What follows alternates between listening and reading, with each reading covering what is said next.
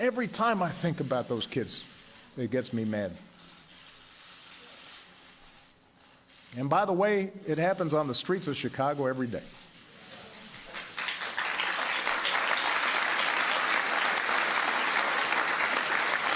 So, we cannot simply turn away and dismiss those in peaceful protest as troublemakers or paranoid.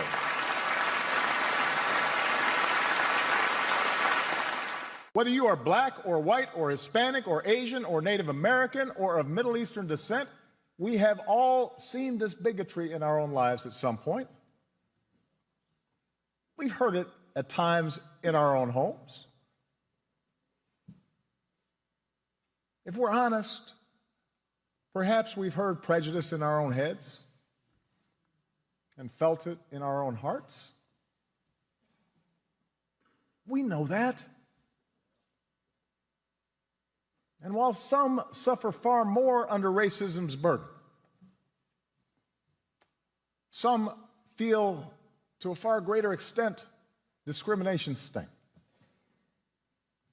Although most of us do our best to guard against it and teach our children better, none of us is entirely innocent.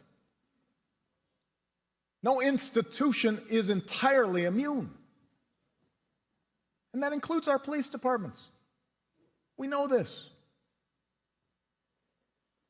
And so when African Americans from all walks of life, from different communities across the country, voice a growing despair over what they perceive to be unequal treatment,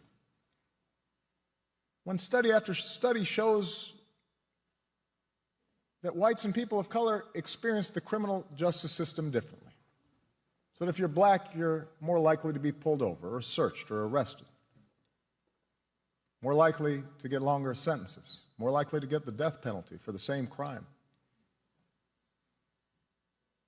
When mothers and fathers raise their kids right and have the talk about how to respond if stopped by a police officer, yes, sir, no, sir, but still fear that something terrible may happen when their child walks out the door, still fear that kids being stupid and not quite doing things right might end in tragedy. When all this takes place more than 50 years after the passage of the Civil Rights Act, we cannot simply turn away and dismiss those in peaceful protest as troublemakers or paranoid.